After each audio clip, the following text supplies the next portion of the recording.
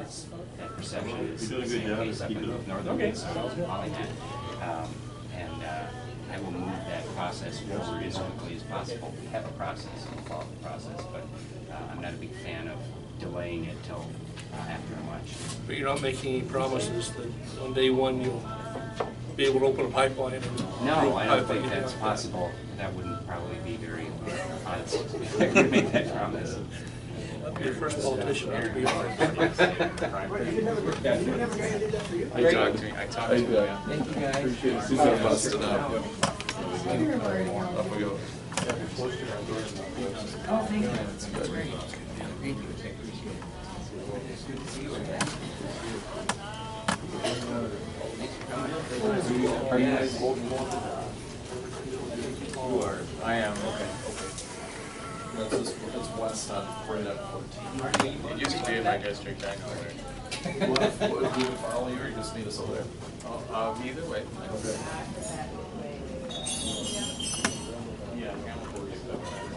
Yeah, thanks. Especially looks good for the schedule, so. I'm trying to think of what ones we had. Well, they had just got. This evening.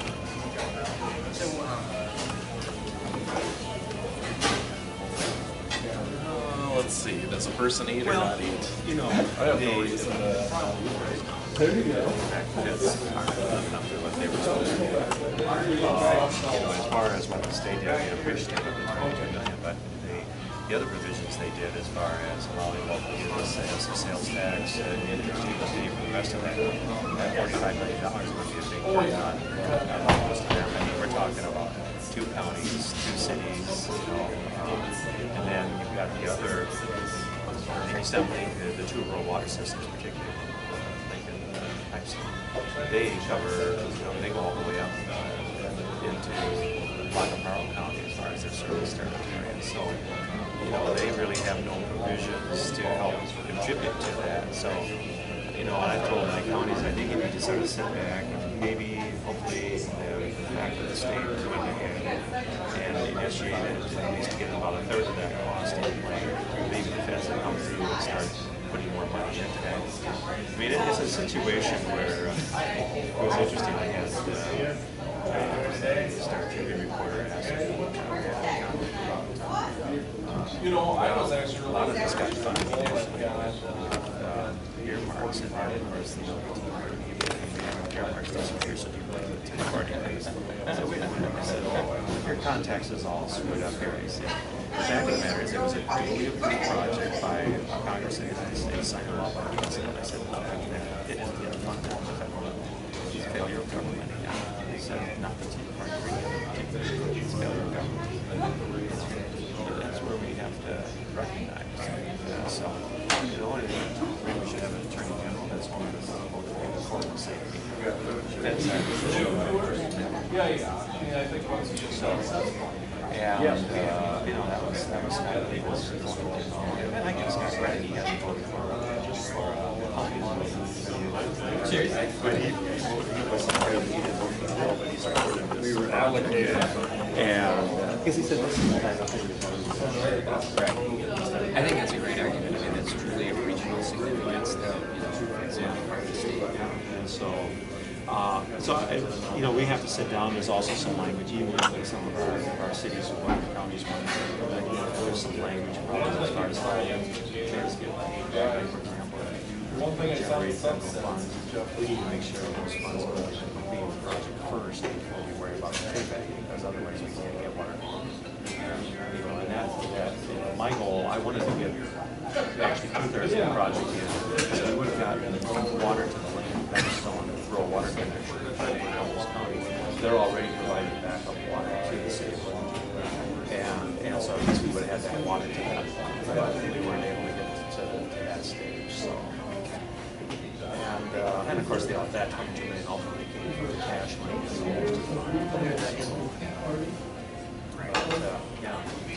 Alright, So, I just want to look at just that one. My message I can share is exactly the same as Scott. There's, you can get spending around $1 million fund that. There's some facilities, especially some of the other things that we're not. Right. basic infrastructure. Yeah. Yeah, that's right. And this project goes back. I was there when I went to Washington D.C. to lobby for the feds to approve the project. Okay. And I left office in 2000. I came into office in 2001. I came in 93.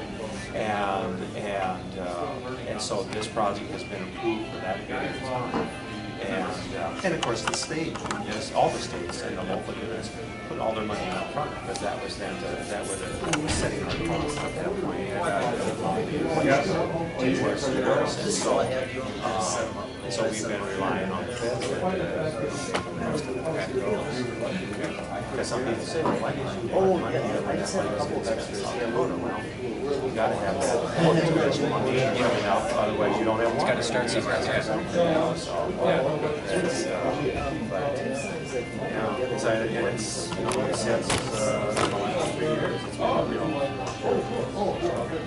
Okay, that's helpful. Thank you. Hi, sir. How you doing? Yeah, good to see you. Hey, good to see you again. Get you guys to come join us. Yeah, absolutely. Yep, sounds good.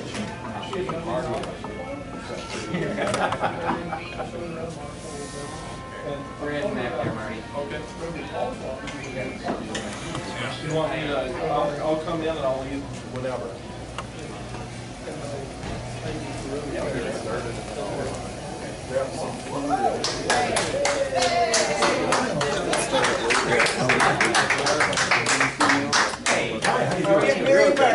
Representative District 22.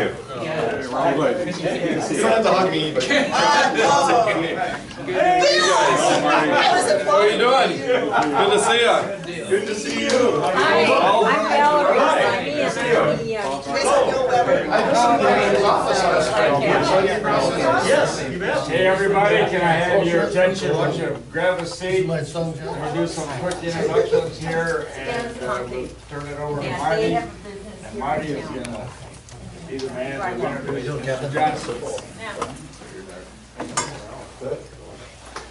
So let me just start in the back corner. We've got Troy Kraus, who is with the Redwood Gazette. And the gentleman next to him is part of Jeff's committee. What was the name again? Jonathan. Mr. Johnson also? Jonathan. And then we've got Denny and Jeff Conkey and our chairman of the Redwood County Committee. And then we have a reporter from, Forum News Service, Don Davis. okay, we have a couple of outlaws that are here to make sure that Jeff stays on Did I say track. something stupid? Yeah. I won't. And we have Josh Wilkinen, who is with the Brown County Republicans. He's their treasurer, as I am the Redwood County treasurer. Paul Torkelson, who is the representative to the Minnesota legislature for a good part of Redwood County. And Marty, we all know real well. We also have Bill Weber, who is our senator from the southwest tour of the Lamberton, Revere, and Walnut Grove, those cities and the townships around them. And let's see, we've got two gentlemen here, one from Cortland, who is with the Soybean Association. Minnesota Soybean Processors. You're gonna get that right. We've got the plant down there in Brewster, Right. and also Dale Hansen from Morgan, who is a soybean producer, I believe, right? And he's a director also. Oh, he's the director also. Then we got Ralph Zeise from Redwood Falls, and Bill Schmidt from Redwood Falls. And I'm Roland Haugen. I think that.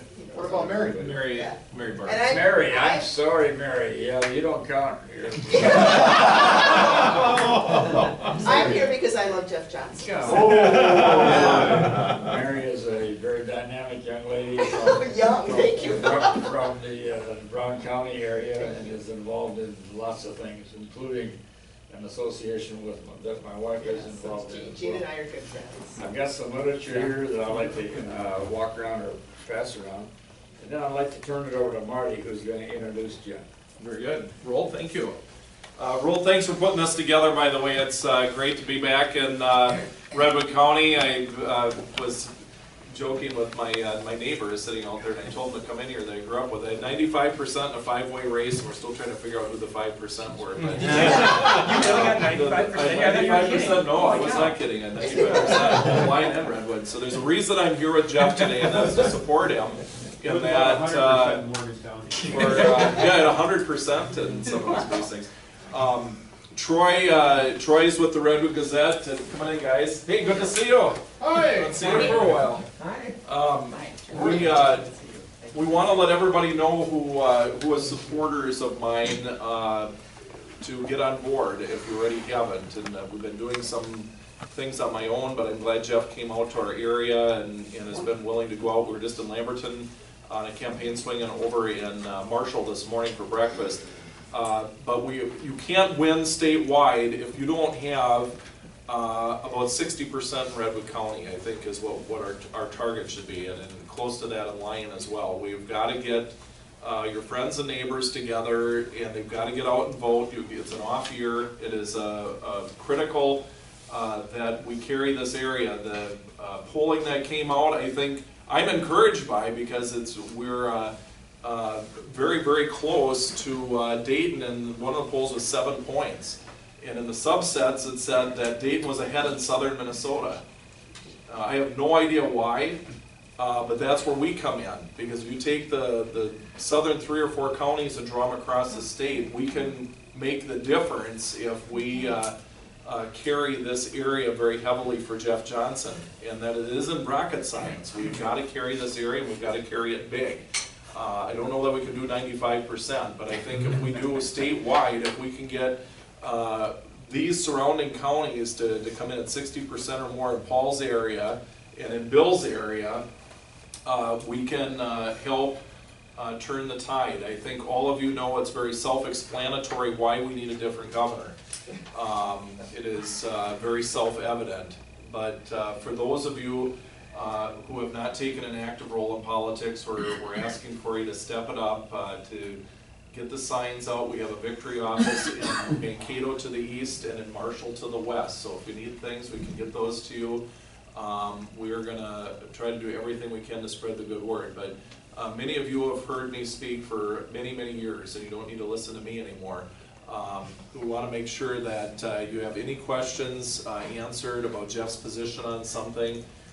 If you have curiosities about certain things, his background, etc. But one thing of interest is Jeff grew up in the 7th District of Detroit Lakes, and his running mate Bill Queasley is from southern Minnesota, down in the Stewartville area. And I served with Jeff. I know him. I know his values. They're very reflective of where I'm at on things, and Bill Queasley is too. We're very good friends. We all served in the legislature together. Bill was elected the year I was, and I consider them very good friends. And I think what we need in the governor's office right now. So I want you to welcome Jeff wholeheartedly, a good voice for all of Minnesota. Thanks. Thank you. Thanks for coming out. Thank you especially to Marty. You know, Marty, excuse me, when I got in the legislature back in 2001, Marty was already there, and he was a little bit of a mentor. Even though he was younger than me, he was a little bit of a mentor for me during my 6 years there. And we went into this Republican race a year ago. He got in a little bit later as friends, and we came out of it as friends, which I think is a testament to Marty and all the candidates in the race. And I really appreciate your support, and it's extremely important to me, especially in greater Minnesota. And I want to thank you all for coming out. Let me tell you just briefly my background for those of you who don't know me. Hey, how are you? Good to see you. Thank you guys for coming. Let me tell you my background, and then I'll give you the short version of why I'm running, because I'd rather open it up for questions or comments or advice if you have any of that. So background, as Marty mentioned, I was born and raised in Detroit Lakes, Minnesota. My wife Sandy's from Crookston, Minnesota, and we went to Concordia up in Moorhead. So we are children of the 7th Congressional District. But we have been now in the cities in Plymouth for almost 20 years, I think 19 years now. We've got 2 boys. Thor is in high school and Rolf is in middle school. I've spent most of my life in the private sector, both as an employee for quite a few years and the last 14 years as a self-employed business owner, just a one-man shop that I've had for quite a while now. And then also during that time, I served those 6 years in the State House with Marty now the last 5.5 to 6 years, I've been on the Hennepin County Board as the often lonely conservative in the heart of the left-wing beast of Minneapolis, which actually has been a great challenge for me in a good way, because I've got 6 colleagues, all of whom I respect, but all of whom I disagree with rather strongly on what the role of government should be and kind of on our worldview, and trying to figure out how to once in a while cobble together 4 votes to change something in a positive way is a really good challenge, and I've had some luck with that. And of course I got in this race about, well, just a little over 16 months ago, and since Labor Day, you know, the unofficial rule is that the campaigns kind of start after Labor Day, and it really has. I mean, it's gotten absolutely crazy since Labor Day in a really good way. Why am I running for governor? I believe very strongly that we are headed aggressively in the wrong direction in this state on several different fronts. And part of that is because we have an all-DFL legislature, but I believe an even bigger part of that is because of Mark Dayton. He is hostile to business people, and I think it's because he doesn't understand business. He truly believes that businesses, even small businesses, are largely predatory rather than part of the engine that helps run this state. He's a true believer, at least when it comes to government, that bigger is always better. He grew government spending by $10 billion in 4 years. We went from about $30 billion to about $40 billion in 4 years. And I think that he grew government so fast and so significantly that he's really not capable of managing it anymore and making it more efficient or more effective, making it work better for people. And then also, I think importantly, he has really forgotten 2 important parts of Minnesota. One is the middle class. And I can give you example after example of that, and I will when I talk about my 3 priorities. But the middle class has been largely forgotten in this state in favor of special interests and some other things. And I also think he's largely forgotten greater Minnesota. And I hear that all the time when I travel around Minnesota, or when I go back up home and talk to my family. Whether you talk about funding formulas for things like education or transportation, or whether you talk about what actually ends up in the bonding bill and where we're spending all our money, or whether you talk about some of the regulations that are affecting business people and farmers and others in greater Minnesota, he really doesn't seem to be very engaged out here at all. And now that he has jettisoned his Duluth running mate for another Minneapolitan, we've got the all-Minneapolis ticket there. I just don't think you'll see him in the next few weeks because it's an election year. But I don't think there's a great interest there, and I think that greater Minnesota has largely been forgotten in this administration, and you'll see quite differently from me. My 3 goals, they've been the same since the day I got in this race. They don't change depending upon my audience. Number 1 is the business climate and job creation in this state. We are not competitive with the states that surround us, or more broadly with the other states in our region, and it's because of our tax structure and our onerous regulatory structure in this state. And I will work every single day to make us actually competitive with the states that surround us, so that entrepreneurs actually want to start businesses here, and our existing businesses actually want to expand businesses here, because that is not happening right now. And while our unemployment rate in Minnesota is lower than the national average, and Governor Dayton will be touting that every day until Election Day, scratch the surface a little bit. Our underemployment rate, people who are overqualified for their jobs, is 53%. Half the people working in this state are in jobs that they are overqualified and probably underpaid for. We've got too many college grads living in their parents' basement. We've got too many middle-aged men and women who are making 60, 70% of what they were making 5 years ago because they can't find something to replace what they lost. And we can do so much better. We've left too many people behind. So jobs is job number 1. Number 2 is to start auditing government programs so we can determine which ones actually can prove they're producing the results we say we want. We fund a lot of programs because it makes us feel good as politicians, and we never measure them to see if they're actually doing what we claim to want them to do. That's job number 2. And then number 3 is about education. And this one it really gets to me, especially as a dad. And I tell people I'm a Norwegian Lutheran from northern Minnesota, so I don't get really worked up about a lot of things. And that comes from my Scandinavian grandpa who loved my grandma so much he almost told her this one time. But this one gets to me.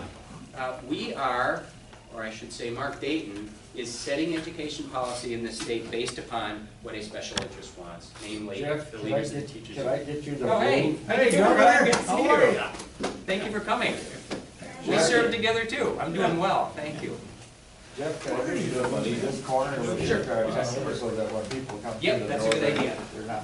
Everybody can maybe flip around just a little bit. But we're setting our education policy not on what's best for our kids, but on what's best for a special interest. We have the worst achievement gap in the country in Minnesota. That's the disparity in graduation rates between white students and students of color. It's the worst in the country in Minnesota. And do you know what Mark Dayton's answer to that was? Let's eliminate the basic skills tests that kids have to pass in order to graduate. So let's lower the bar so more kids graduate even though they're not prepared to succeed in the world.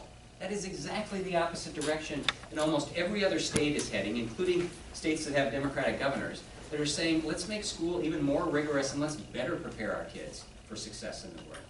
And he's also really standing in the way of our schools and our school districts having the ability to hire and promote and celebrate the very best teachers. We know from studies that the two things that have the greatest effect on a kid's ability to succeed in school involve parents and great teachers. And I don't believe there's a lot government can do to force parents to be involved. They're going to make that decision. But there is so much we can do to help our schools retain and reward the very best teachers. And Governor Dayton is not only not doing that, he's doing the opposite. He's making it harder for schools to do that. And I'll give you two examples, and then I'll open it up to questions. Number one is a bill that passed on a bipartisan basis that reformed the tenure laws in Minnesota. It's called Last In, First Out. Right now what the law says is if a school wants to lay off a teacher or needs to lay off a teacher, the only thing they can look at is how long they've been there. So last in, first out, the person who is laid off is the newest teacher. On a bipartisan basis and by a very broad margin, the legislature passed a bill saying, let's let the schools look at performance and other things along with tenure. The governor vetoed that. There's no substantive reason to veto that. Other than that, the leaders of the teachers union told him to veto that. And he made it much more difficult for our schools to hire, or not hire, but to retain and reward the very best teachers. Teach for America is example number two. Very modest, $1 million, I know that doesn't sound modest, but in the grand scheme of things, in the grand scheme of the budget, it was a modest allocation of $1 million for Teach for America in Minnesota. That is a national organization that is loved by liberals and conservatives alike because it trains young people to go into inner city schools and actually make a difference in the lives of a lot of underserved kids that are failing. And their results are unbelievably positive. The governor doesn't veto much spending. He likes spending. He vetoed that $1 million. No substantive reason for that other than a special interest told him they didn't want it. We need to not worry about what the special interests want in education, but rather worry about how we can better educate our kids, and that will be a fundamental difference between Governor Dayton and my administration. So those are my three goals. I feel very positive about those goals. They really match up well with my vision for Minnesota, which is a vision of a state where every kid in the state of Minnesota has access to a great education, whether you live in Minneapolis or Plymouth, where I live, or right here in Redwood Falls, where patients and doctors are making healthcare decisions rather than insurance companies, certainly rather than government. It's a state where entrepreneurs can run their business and farmers can farm their land and teachers can be innovative and creative in the classroom without worrying about government sticking its nose in their business every single day, and where we have ended this philosophy that the poor are poor and the rich are rich and all we can do is redistribute the wealth, and instead we are celebrating people who are successful, and we're never giving up on people who are struggling, and we're preaching every single day a sincerely held belief that the poor can become the middle class and the middle class can become rich, and anyone who starts with nothing can still achieve anything in this state. That's the vision that I've been sharing across the state of Minnesota, and it's resonating with non-Republicans, not just with Republicans, but with non-Republicans, because a lot of people are looking for something different and something positive and something hopeful. So I feel really positive about where we're at. Marty mentioned the polls. We've had 5 of them in the last 2 weeks. The first 4 were from national, I think all national groups. I was down by 7 in 2 of them, by 8 in 1, and by 9 in the other. The Star Tribune came out yesterday with one where I was down by 12. They tend to be an outlier, the Star Tribune does. So we're probably in the mid to upper single digits behind, which is actually really good news. We were expecting mid-teens. 4 years ago at Labor Day, Tom Emmer was behind by 15 points. He lost by less than a half percentage point. 4 years before that, our incumbent governor, Tim Pawlenty, was up by 14 points, and he won by less than a percentage point. So necessarily, this narrows dramatically, and we're actually much closer than either of the last two challengers have been, the last two cycles. Throw on top of that in a couple of those polls where we actually got to see the crosstabs. I'm ahead with independents, and Dayton in all of them is below 50% with nearly unanimous name recognition. And I've been pummeled by negative ads, about $500,000 worth. We haven't been on TV yet. We will soon, but we haven't been yet. So you throw all that together, and we're in a pretty good spot, and the governor actually recognizes that. He sent out an email the day after the KSTP poll to his supporters saying, my opponent is within single digits, quote, we're in trouble, send me your money. So he recognizes that he's vulnerable, and so do we, and we got a very solid, detailed plan to win, not to compete or hope for him to fumble, but to actually defeat the guy. And with your help and with Marty's help, we're going to be able to do that. We're going to be able to take back Minnesota for the good people of the state. So thank you all so much for your help and support, and I would be happy to take questions or advice. Can I just make one quick comment, and then I do have a question. The gentleman who just came in is Rod Hamilton. Rod is our representative for the 3 counties that Bill Weber is the senator for, which is Lamberton and Revere and Walnut Grove, those 3 communities, and that tier of those townships. The question I had was this smear campaign stuff, in particular, they're slamming you on education, which was obviously, well, the Democrats are just totally full of falsehoods, and totally misconstrue things. It's really ridiculous with how much they're putting into ads for both Franklin and against your campaign. But what is your comment to them or to anybody regarding how do we say that's a false thing? This excellent 600,000 or 6, I don't know. 500 million, yeah. Well, yeah, it's a lie. I mean, and I've been pretty clear about that. And I think as we've had 3 different media outlets, NPR, KSTP, and someone else take a look at it, and they said it was false, misleading, other words, and that's generous, I think. What they say is that I voted to cut education X dollars, and Marty knows this because he was in the legislature with me, and Rod was too. We voted to increase education spending, but not by as much as was predicted. And this is a problem we have in government, this mindset that if it doesn't grow as much as we want it to, we're going to call it a cut, even though it's growth. And I'm not sure when the last time we actually saw a cut in K-12 education spending was, but it's probably been quite a while. So it's just false, and it's part of the problem with government. The flip of that is they said the reason he cut schools, which was false, was to give a tax break to corporations or something like that. They love that line, and Mark Dayton is now repeating it almost word for word. And that was actually a bill from an entirely different session 2 years later, which was a tax cut bill, which I voted for and would vote for again in a second because taxes are too high in this state on business people, businesses, and individuals. So you're going to see. We ain't seen nothing yet. Well, that's what they're going to do. It's going to be attack, it's going to be smear, it's probably going to be false, and I'm girded for that. And we'll be on TV soon, probably in the next couple of weeks, with my message, which will be a message of contrast with Governor Dayton. It's not going to be false or nasty, but we're going to make it very clear that there is a difference here to choose from. I'm not just a nice guy. Here's where I'm going to bring Minnesota as opposed to where it's at. And I think that'll help a lot. That'll make a big difference in the polls. What about Common Core? What's your thoughts on Minnesota's involvement? Yeah, I'm totally opposed to Common Core for a couple reasons. The fundamental reason is that the federal government doesn't belong in our education system. And I happen to believe we should have standards, but I think we can set our standards ourselves. Thank you very much.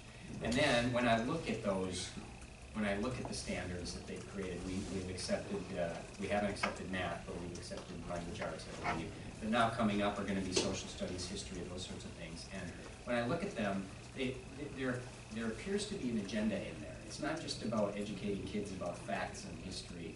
It's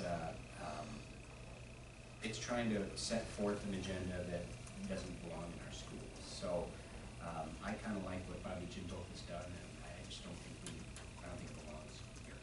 So as governor, you would say Oh, thank you, yeah, that's right.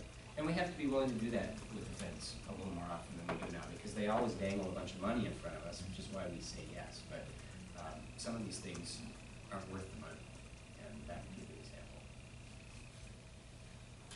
Other? Sure. Sorry, Yeah. this phone up over here. Anyway, I live between New Ulm and Mankato, small farmer, and I'm on the board of directors of Minnesota Soybean Processors in Brewster, which Okay. is about 10 miles up the road from Worthington. We would like to invite you down for a tour. Okay.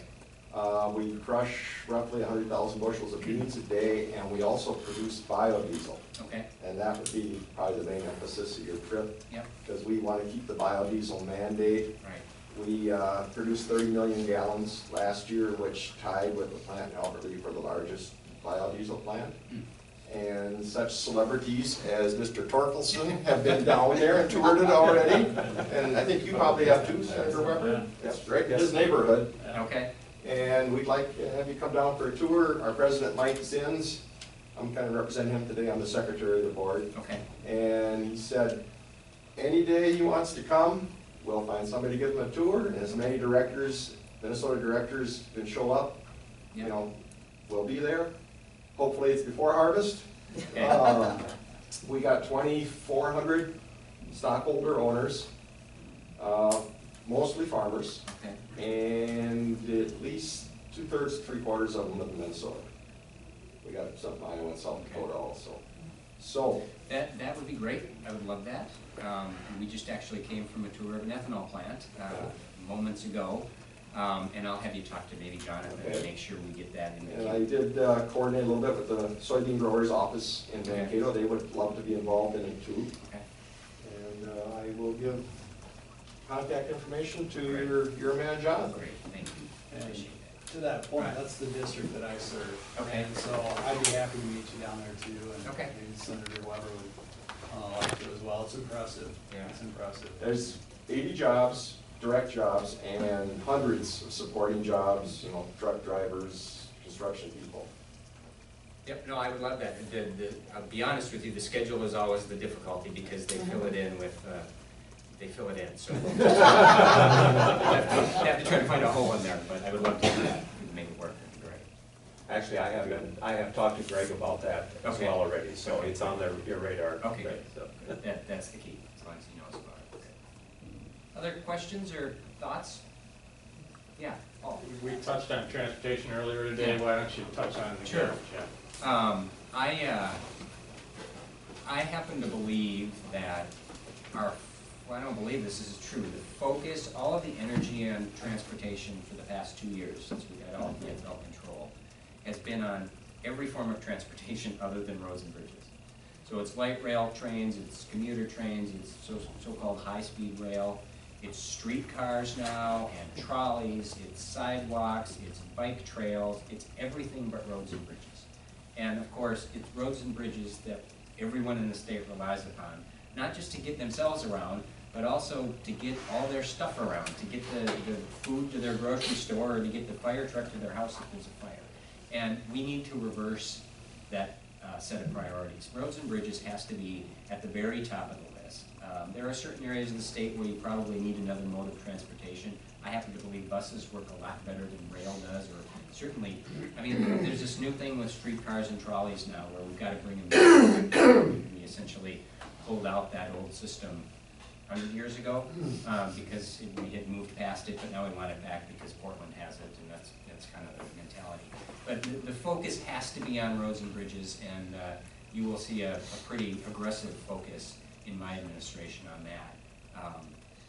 The governor argues that we are way behind in spending on roads, and I actually agree with him. I don't know if I agree with his number or not, but I think he's right, and he could fix that easily by making it a priority, rather than putting it at the bottom of the list. I'll do it. I can just talk about it. Why do you suppose that is, that the VFL wants those things as priorities as opposed to the obvious?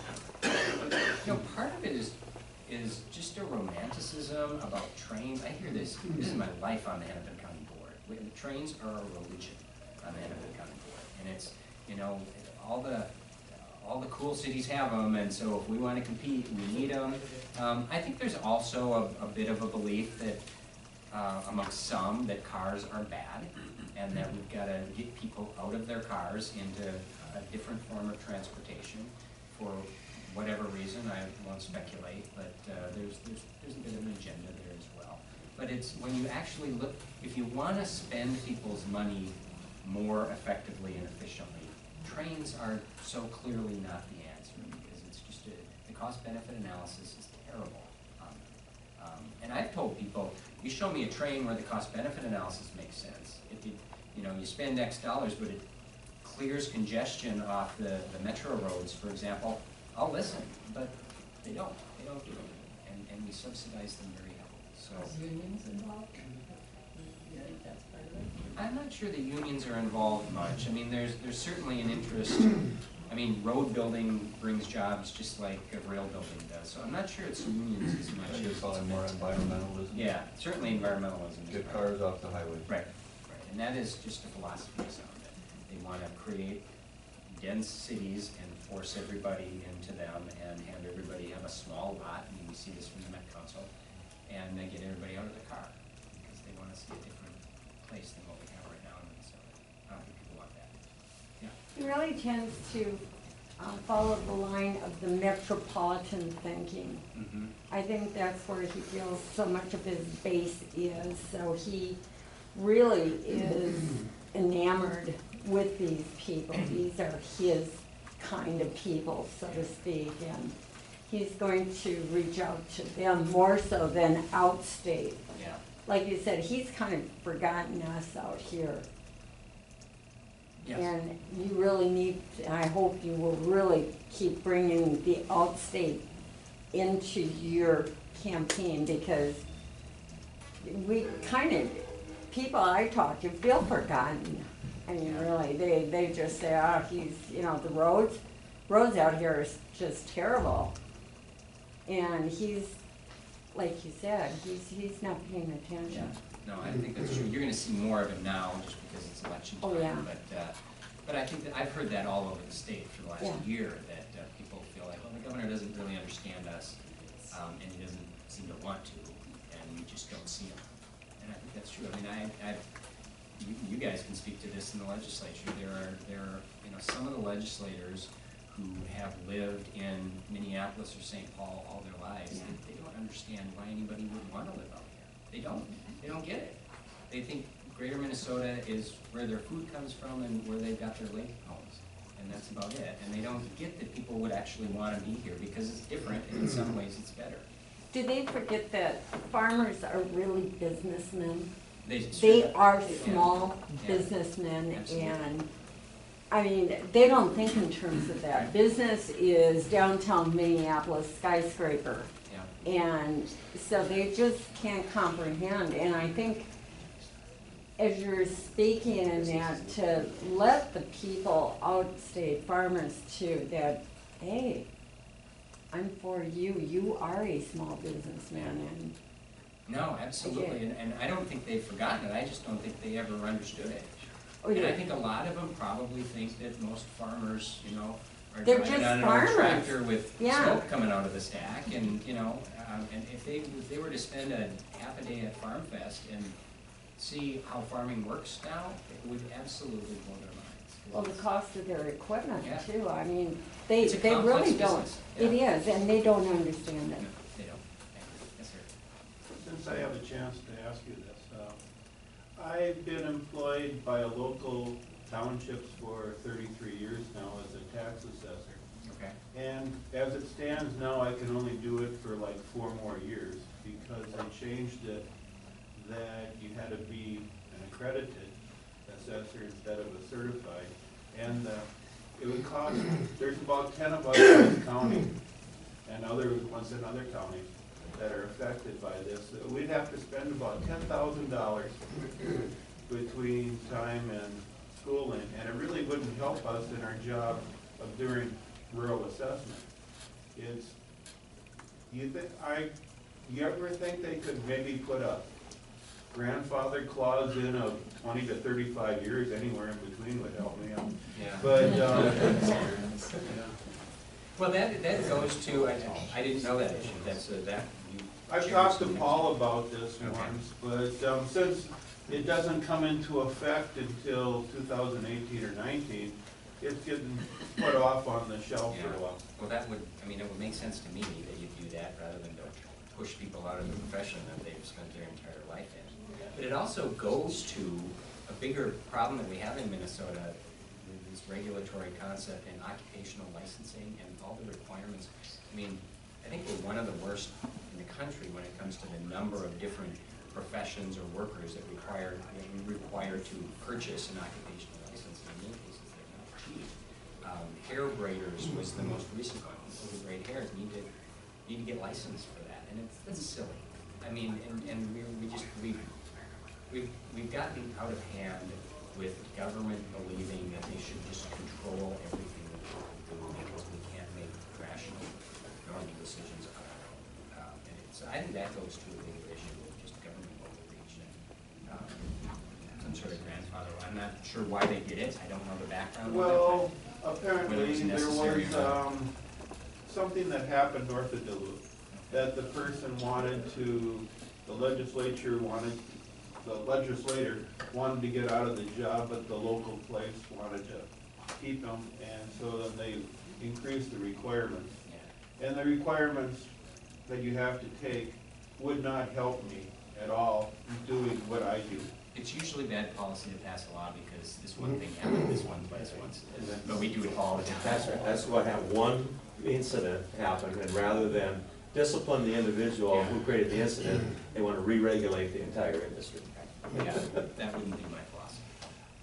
Jets, the Minnesota EPA, or MPCA. Yeah. What are your thoughts regarding things that you would like to see different? How you would implement change? I think they're doing a great job. Don't quote me on that. I think that they are probably the best example of regulatory overreach in the state of Minnesota. And we got lots of good examples, but they're probably the best. And it goes to, I mean, I could give you all kinds of little specifics, but it goes to this bigger culture, mentality at the Capitol right now, in government, that the job of agencies, the job of state employees and bureaucrats is to regulate and punish. That's our job. As opposed to our job is to help the people who pay our salaries succeed. And sometimes that means correcting something they're doing wrong. That's part of their job. But, you know, we just heard an example of the MPCA stepping in and fining someone for doing something that anyone with a rational mind would say, you should talk to them and say, can you move this piece of equipment, rather than fining them thousands of dollars because they essentially had it in the wrong place and didn't know what they were supposed to do. So my goal will be bigger than just saying the MPCA needs to act differently. It will be every commissioner that I appoint, whether it's a commissioner of PCA or Commerce or whatever, will have to have the belief that government is there to help people rather than just to control them and regulate them and punish them. And then the people they hire under them need to have that same mentality. And if I'm seeing the same examples that we're seeing now, then they're out and we're going to find something else. We have to change the culture of the Capitol. Yeah. Of course, we have so much negative advertising in the political realm, and a lot of it is guilt by association. And you've been tabbed as that Tea Party man. Yes. What is your take on this stuff?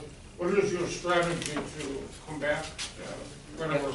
Well, the answer to that question is I need the support of everybody in the Republican Party, whether they're a Tea Party Republican or a libertarian-leaning Republican or a moderate Republican. I'm not going to win without them all. So I've been out there asking for everybody's votes, and I happen to agree with the Tea Party on the belief that we should follow the Constitution and government should be small. However, they're going to keep hammering at that because they poll tested the words Tea Party and they're not popular apparently. Well, we haven't done it, but they have. And so even Mark Dayton now, when I see him on the clips, he'll say, well, my Tea Party Republican opponent, Jeff Johnson, so he's good at following and talking.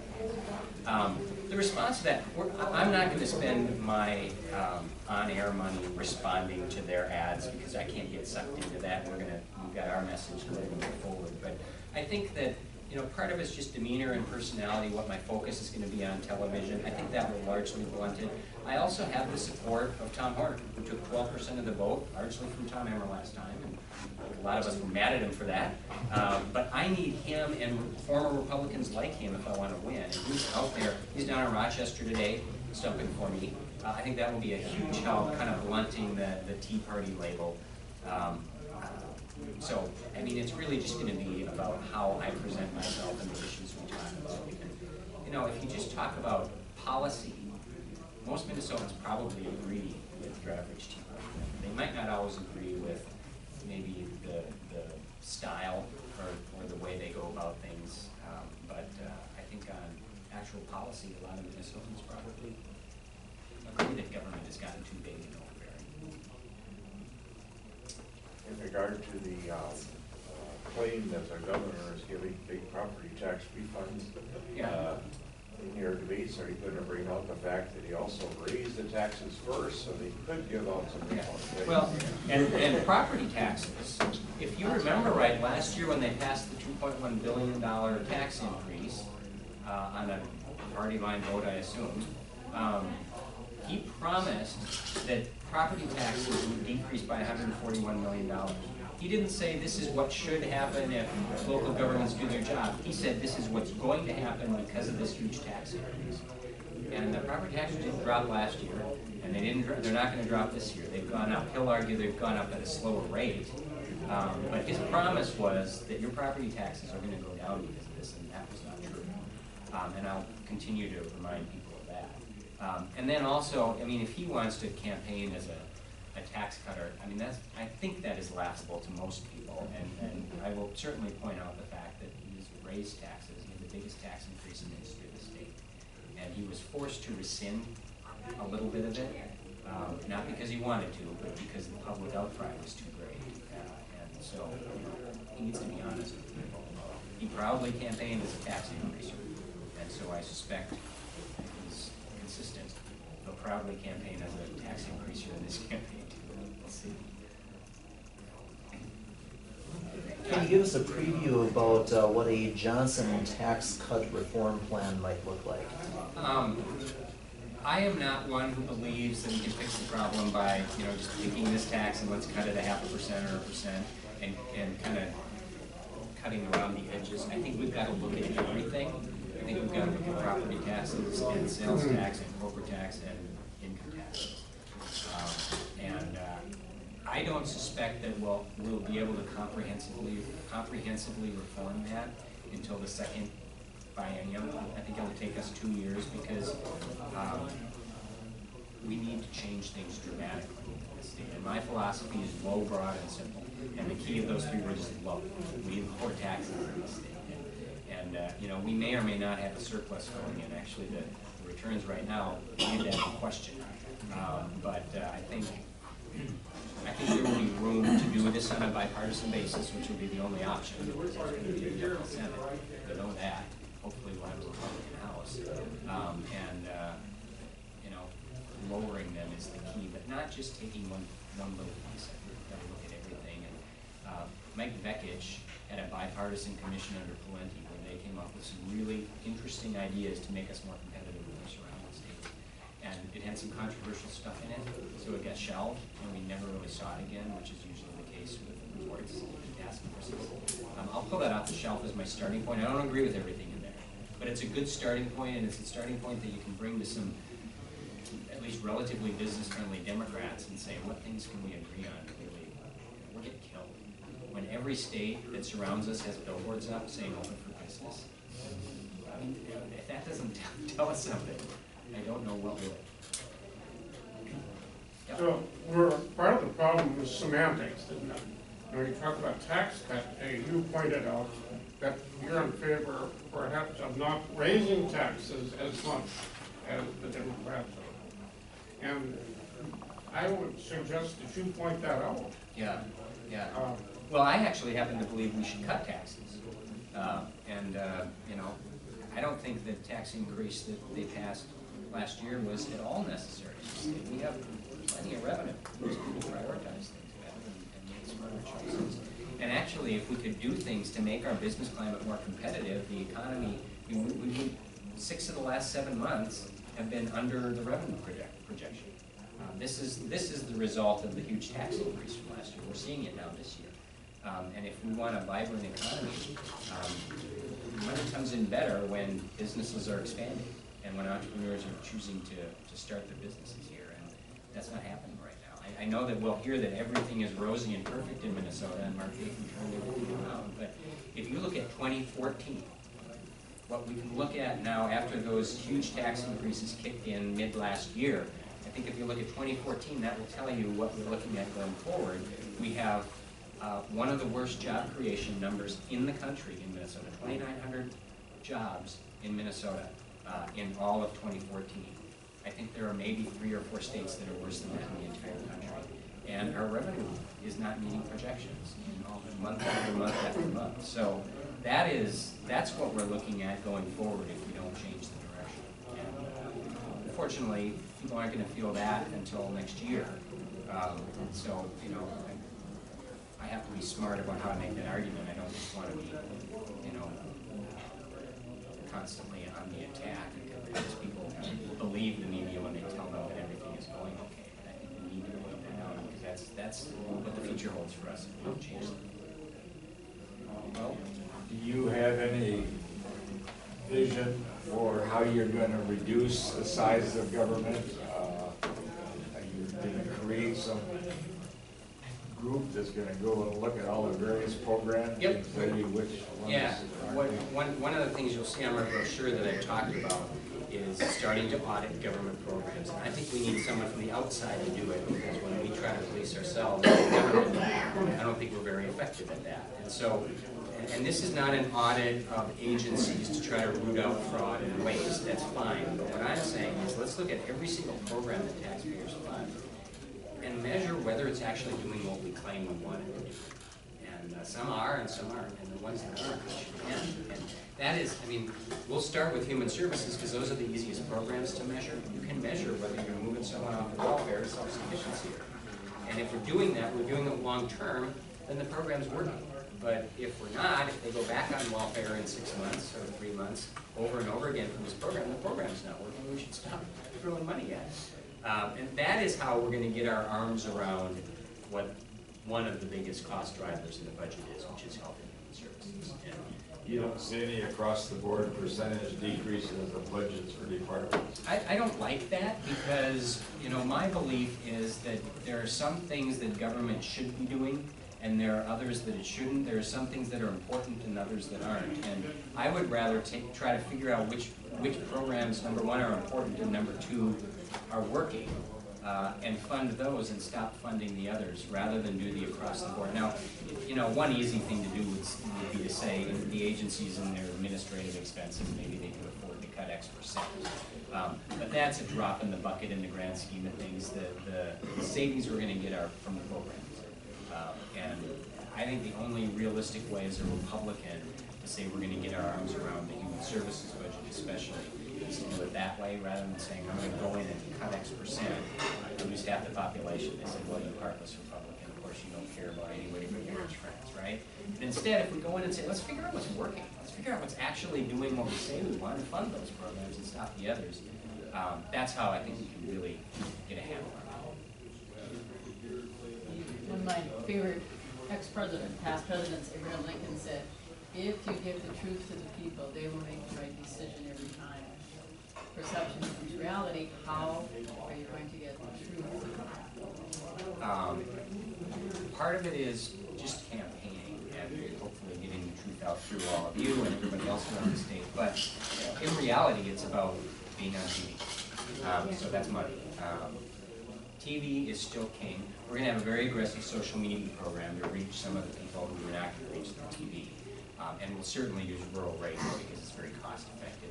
But for someone with a lower name recognition, people need to see me and hear me talking, and that's what our TV commercials need to be. And so I mean, that's what always narrows the races in these statewide races, where you have high name recognition and moderate name recognition. It's television commercials. So we'll be aggressive. We'll if we don't match Dayton, we'll come close to matching Dayton when it comes to the buy.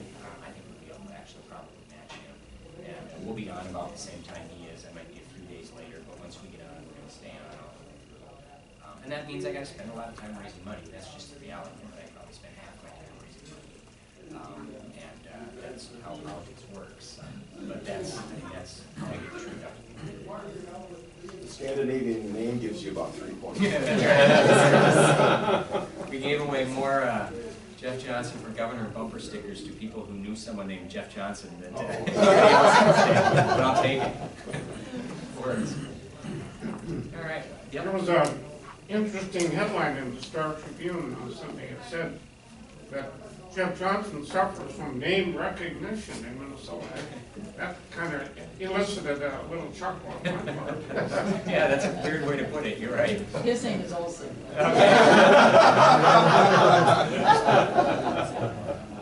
Well, I just want to thank you all again for your help and your support, and I know you're going to be out there campaigning for me and making calls and putting up lawn signs, and that is a huge help. If you're able to help financially, I promise you we will spend it very wisely, and it'll be on radio or TV because we have pretty low overhead in this campaign. Just thank you again for coming out.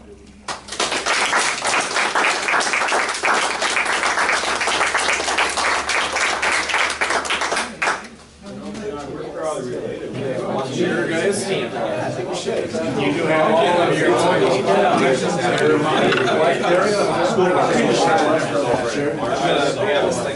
Spicers.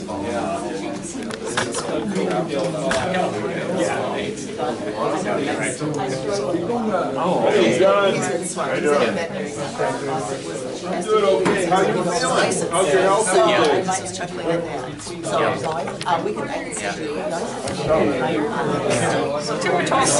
That's good advice. Yeah, I like it. That's good. No, but I feel good. I really do. It's been absolutely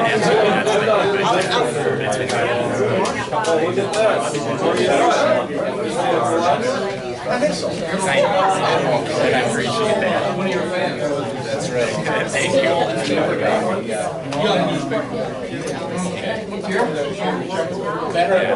I'm not made for my wife and kids more than for me. And my job, yeah, he'll survive. No, they will too, but they use it. No, they don't, and it's been fine. I mean, we have 7 weeks, and there's a light at the end of the tunnel. And they've just been so great. But, you know, they take a lot of it. My family does, so yeah, I appreciate it. Yeah, well, no, I appreciate it. Rolf. Yep, it's Sandy. Good to see you. Yeah, thank you guys for coming up.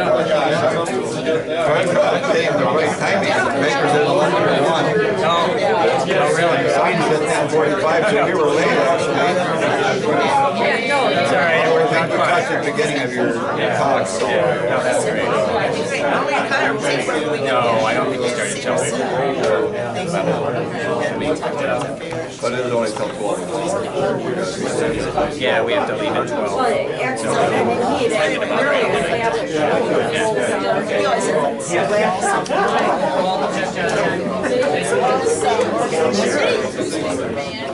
Just retired. Not to fair, I'm a former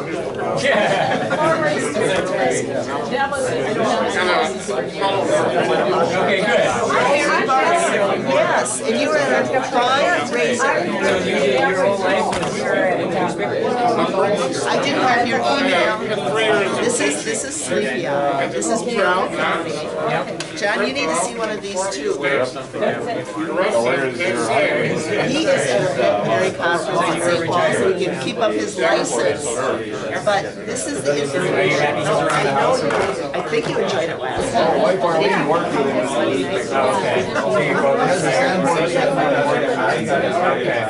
I said, it said, this is gonna be I didn't know I should ask you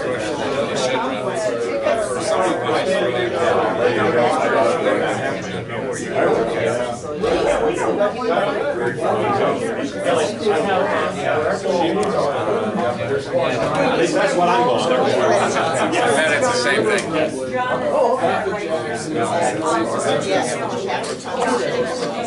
Yeah, well, yep, no, our faith is central to our family. Our church is our second home.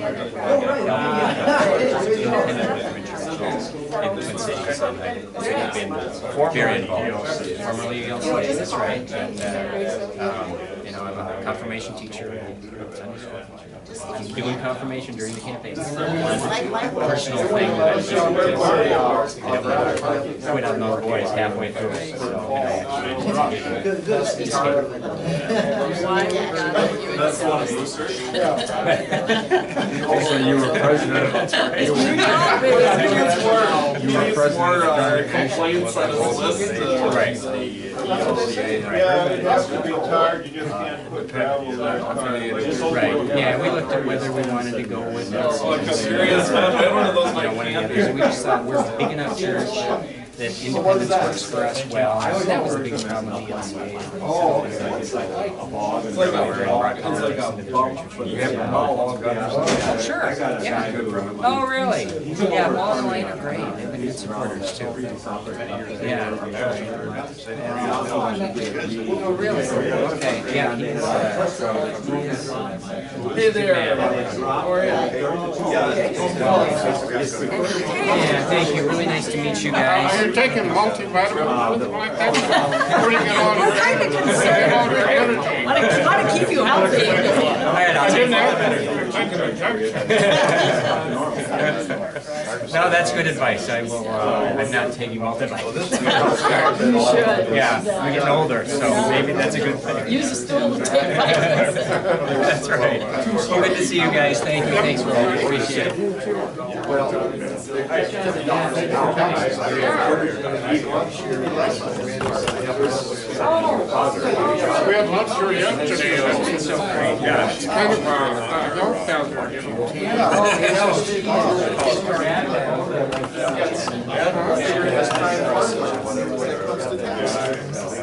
But that's how CRP is. One contract, $100,000 a day. But I'm the one that paid for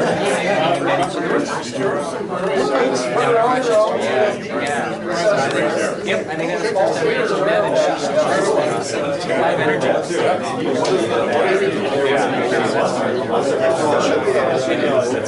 Well, nice to meet you. And tell her hello. Say hi to her. Thank you.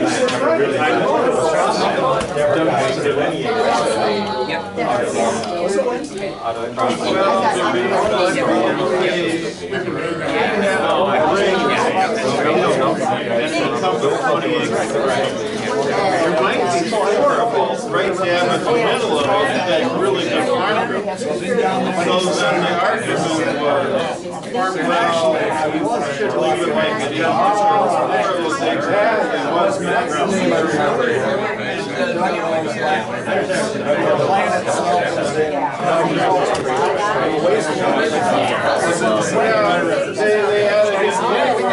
you got to write a narrative.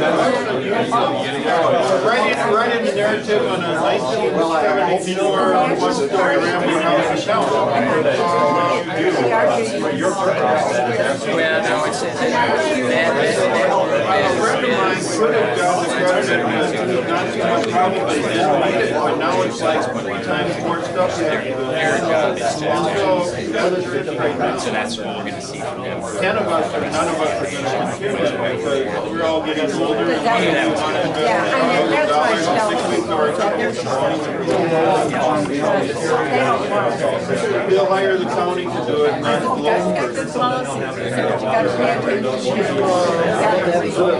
Yeah, it won't be out on TV, so that makes a big difference. Yeah.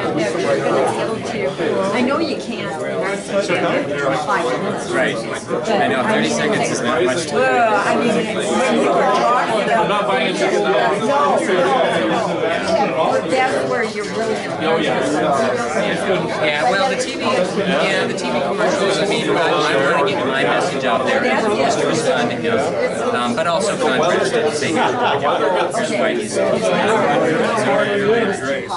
so we'll do that. The very first commercial has to be an introduction to me and my family, and people know who I am, so that one will be a little bit more lighthearted as a starting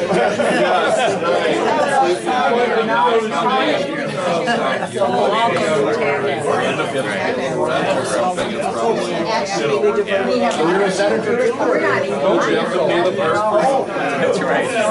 Yeah, they started airing that the day after. They were ready for it. Yeah, thank you. Thank you. I hear on Worthington Radio that they have a football governor.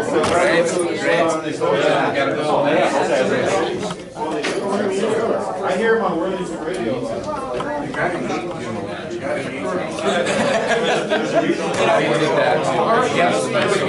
Yeah, well, I don't represent the whole county, we have districts, but you know, I still certain areas within my district.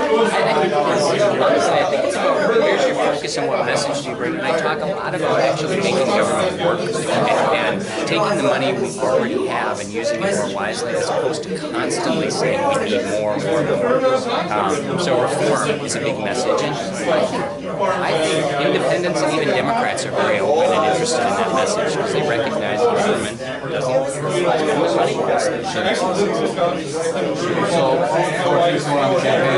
They're great. It's been nuts since Labor Day. It was really busy before that, but it's just been crazy busy in a really good way since then. And people are starting to pay some attention now, which I think is a positive thing. And you know, in a couple of weeks when everybody's up on the air with their commercial state, they'll be up in Iowa. I think they'll start paying even more attention. I've been really happy with where we're at right now. So you mentioned debates at today's schedule. Yep, we've got 5 of them scheduled. We were hoping for some televised primetime debates, and Dayton doesn't want that. He didn't really want any televised debates, but I think 3 of them are televised. One of them primetime up in Fargo. So I would like more, but we'll take what we can get. In terms of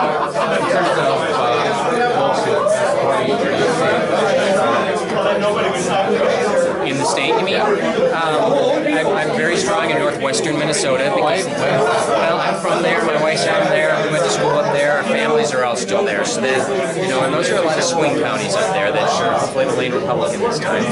We're strong in southeastern Minnesota, particularly Homestead County, because of Bill. Yep.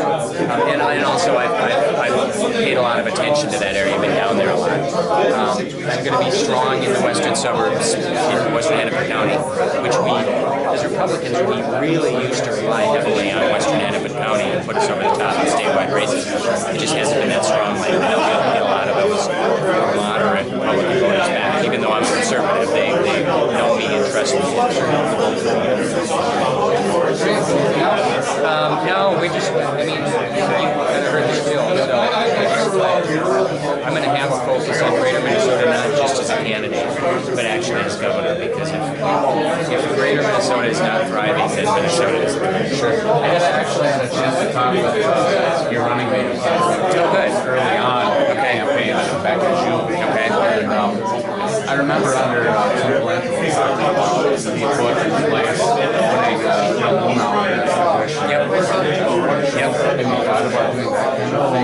He has no intention. He's made it very clear to me that he is not going to be a commissioner.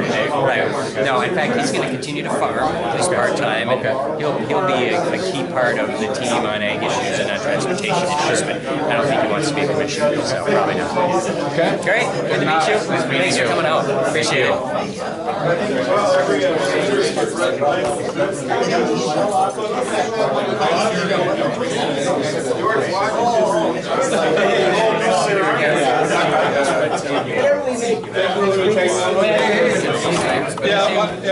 know how to get a hold of me. Yep, I appreciate the time you took. Thank you for safety. Thank you. I voted for Marty, but my son, who's city administrator in Sherburne, says he had to vote for me. That works for me. See ya. It's on your schedule, we'll be there. Somebody will try to do that. Yes. Nice meeting you. Hope you come for a tour. Yeah, I hope you get Biodiesel cleans up the air. We're a social media for all because Yes, but he's good. he's very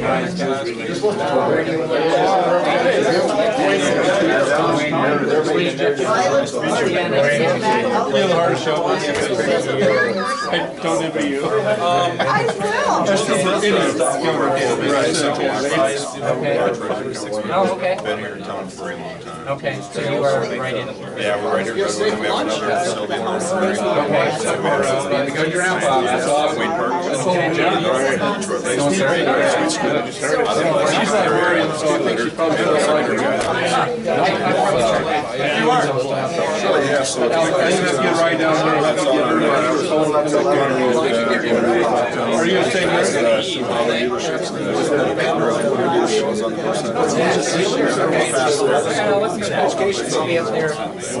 Well, you're food in there. We got hot water. But they Does that work? If I tell you where to go? My family is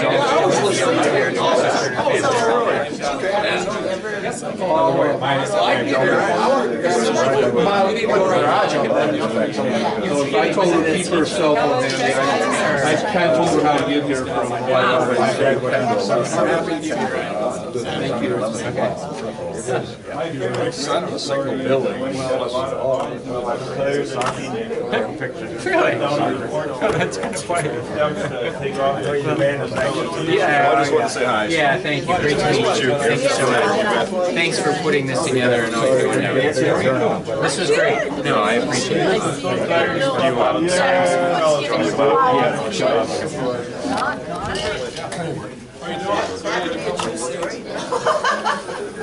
Well, you know we're buying this house. Okay. Oh, you already. Do you want to be in the center? Yeah, why did you do that? How come you're all this much taller?